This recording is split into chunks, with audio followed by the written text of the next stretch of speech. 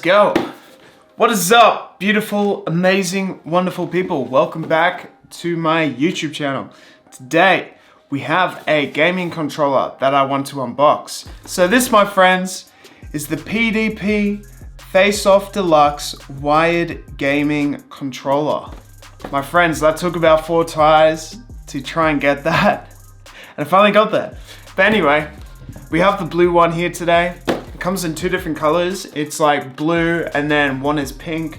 But anyway, I was attracted to this controller for a few reasons. So the faceplate can be changed. It has a headphone output, which is not something that we have with the Nintendo Switch Pro controller.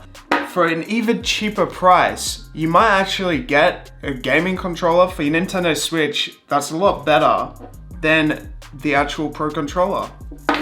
So let's find out, is it better than this Nintendo Switch Pro controller? So that's why I wanted to do this video. I was just super pumped. I saw this when walking in the store and I was like, this controller seems really, really good. I want to just try it out and just see how it is. Let's delve right in and unbox this bad boy. The first time I heard about this controller was by a comment on a YouTube video that said, hey, the PDP controller is a little bit better than this Pro controller. You should try it out. So I was like, okay. And then that stuck in my mind for like a good half a year, like a good 6 months. And yeah, so when we open this bad boy up, basically, this just comes out like this. And that's everything inside the box right here. So as you can see, we've got the controller right there. We have a few things here.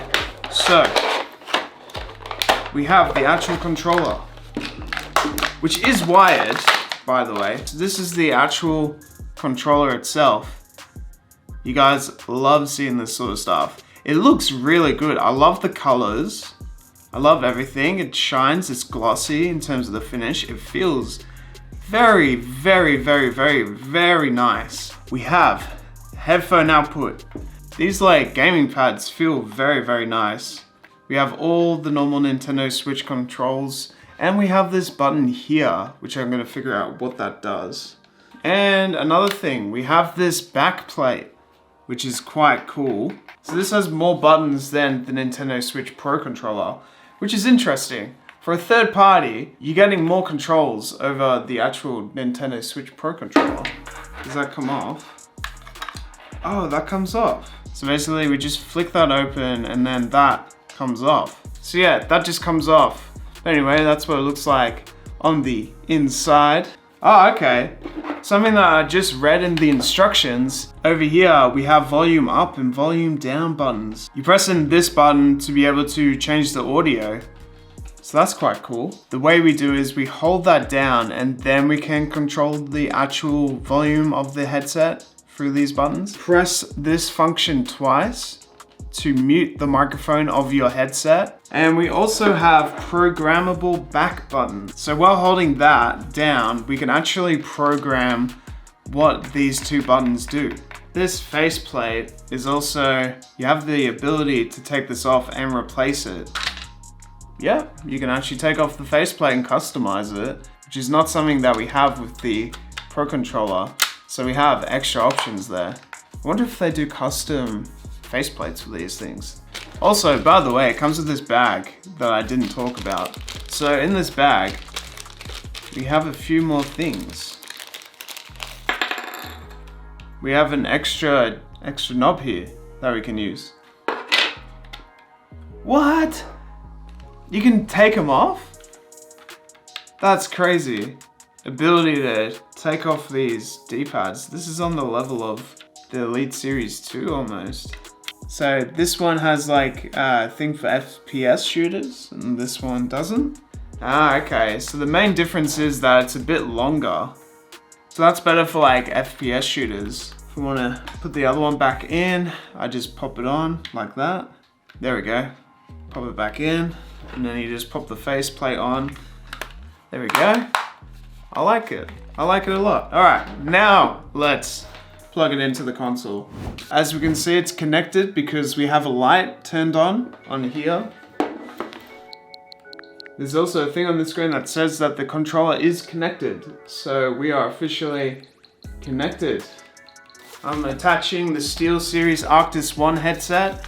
It's quite a good headset for anyone who wants a wide gaming headset. So apparently if I press this function button in, so if we press this in, we push the button up, it has like a beeping sound when you reach full volume. You can program the back buttons by pressing in the function, and then you hold the back button that you want to map, and then you press a button that you want it to map to. So let's say I want it to map to the right. I press the right button, and now if I press this, it will go right. So that's how that works. So I programmed it so it goes left and right. And I can program it so it does like A and B too. So let's try again. So if I hold this down, hold the function button and then press A. Now if I press this, it'll press A. Really nifty, I like that a lot. That's very, very cool. So that's pretty much all the basics of this gaming controller right here.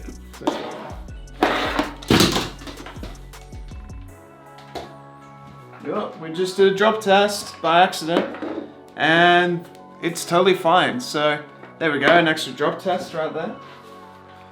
Delve into Pokemon Shield. I used to play this game for like hours and hours. I could show you all my team and everything.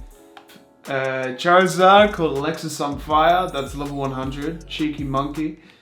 We have Jump, that's level 100. Artillery, Joy, and Zimmy.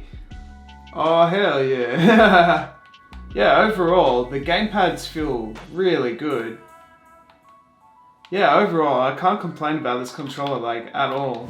I would say that the Nintendo Switch Pro controller does not have a light up home button.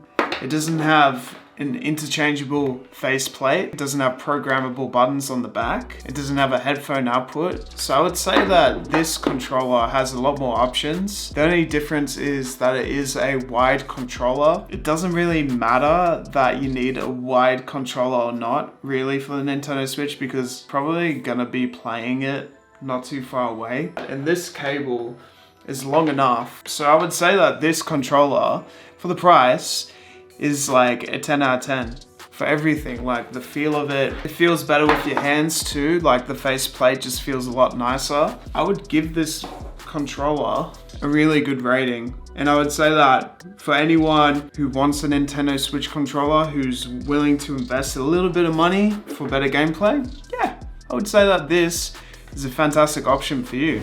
Thanks for watching, guys, and I hope you appreciate this review. And have yourselves a beautiful day, and I'll see you guys again next time.